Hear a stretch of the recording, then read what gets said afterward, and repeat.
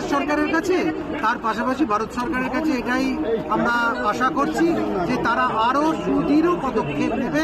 যশস্বী প্রধানমন্ত্রী এবং তার দায়িত্বপ্রাপ্ত যে সরকারি আধিকারিকরা আছে তারা দ্রুত আরও চাপ বাড়িয়ে সেখানে হিন্দুদের জীবনকে সুরক্ষিত করবে। তাদের নিরাপত্তার ব্যবস্থা ব্যাপারে কিছু কথা হলো? আমরা মানবতার পক্ষে বলছি, শুধু মানুষ, শুধু হিন্দু নয়, মানুষ সবাই। সেখানে যেসব মুসলমানরা মারা যাচ্ছে আমরা তাদের জন্যও বলছি, সেখানকার ঈসাই, মুসলমান, জৈন, খ্রিস্টান যারা যারা আছে তাদের সকলের মানুষ যেন না মরে।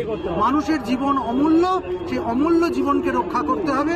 কোনো সরকার তার খামখেয়ালির বশে মানুষকে নিয়ে খেলা করতে পারে। রাজ্যের শাসক দলের পক্ষ থেকে তাদের মুখপাত্র বলছেন এই মিছিলের সামনে কয়েকজন সন্ন্যাসী ছিল, এটা রাজনৈতিকভাবে বিজেপির ফায়দা তোলার কৌশল এবং সেই কারণেই বিজেপিকে ফায়দা দিতে আজকের যে মিছিল সন্ন্যাসীরা করতে গিয়েছিলেন তাই বিশৃঙ্খলা। না হলে জুতো মারো তালে তালে সন্ন্যাসীদের মিছিলে তো হতে পারে না, বলছেন শাসক দলের মুখপাত্র কুণাল ঘোষ। আমরা মানবতার পক্ষে কথা বলতে এসেছি। মানুষ যখন ধৈর্যের সীমার বাইরে চলে যায় তখন কিন্তু তাকে আর কন্ট্রোল করা যায় না।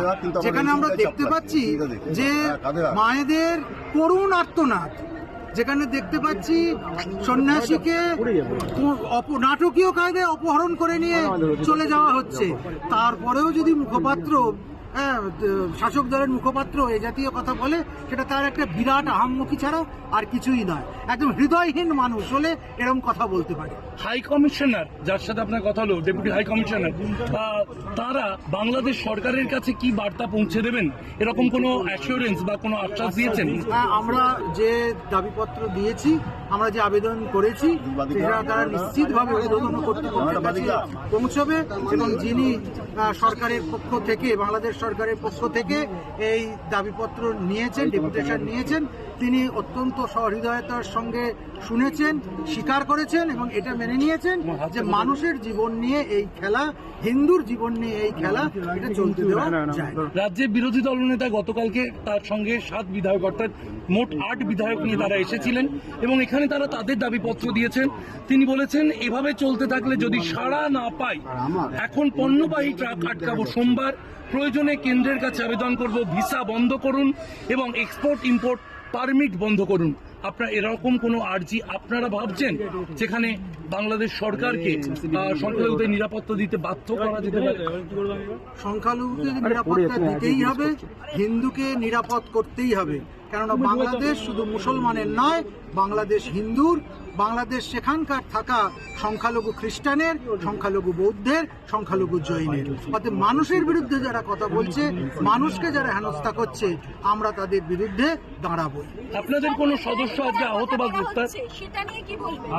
নির্মম হাস্যকর একটা ব্যাপার যে ইসকন সারা পৃথিবী জুড়ে আন্তর্জাতিক স্তরে মানবতার পক্ষে কথা বলে, ধর্ম প্রচার করে, অহিংস কথা বলে, তারা নিরামিষ ভক্ষণ করে, তাদের বিরুদ্ধে এ জাতীয় কথা, এটা মেনে নেওয়া যায় না।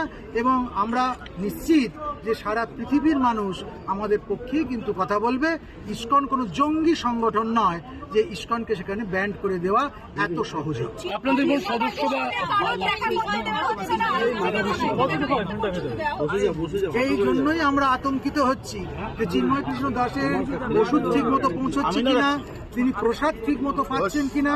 আমাদের কাছে শেষ খবর আছে কালকে দুপুরবেলা একবার প্রসাদ খেয়েছিল, তারপর তার খাওয়া পর্যন্ত বন্ধ হয়ে গেছে।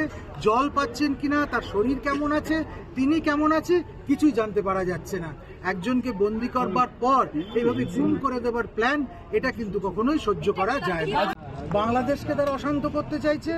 ভারতের মতো এই উপমহাদেশের সবচেয়ে বৃহত্তর যে শক্তি, তাকে ধ্বস্ত করে দিতে চাইছে এবং এই দিকটাতে সম্পূর্ণরূপে একটা রক্তক্ষয়ী ব্যাপার করে ইসলামিক স্টেট করে দেবার চেষ্টা করছে। রেকর্ডের জন্য আপনার নাম এবং ডেজিগনেশন যদি পরবর্তীকালে আমরা আরো বৃহত্তর আন্দোলনের পথে যাব, যেখানে সাধুরা এইভাবে অত্যাচারিত হচ্ছে, যেখানে সাধারণ মানুষ অত্যাচারিত হচ্ছে, আমার মা বোনেরা রক্তাক্ত হচ্ছে, তাদের ইজ্জত নিয়ে নিচ্ছে, সেখানে আমরা সাধু বলে চুরি করে বসে থাকবো না। বঙ্গীয় হিন্দু জাগরণের আজকের যে আন্দোলন, আগামীতে আপনাদের যারা আরো অন্যান্য যে সংগঠন রয়েছে হিন্দুত্ববাদী সংগঠন, তাদের একত্রিত করে কোনো আন্দোলনের দিকে আপনারা যেতে চাইছেন? যদি আজকের এই আন্দোলনে কোনো ফল না হয়, যদি তারা সজাগ না হয়, তাহলে এর থেকেও আরো তীব্রতর আন্দোলন কলকাতা দেখবে। শুধু কলকাতা নয়, ভারতবর্ষের দিকে দিকে হবে। রাষ্ট্রপতির কাছে কোনো ডেলিগেশন যাচ্ছে আপনাদের? যাবে।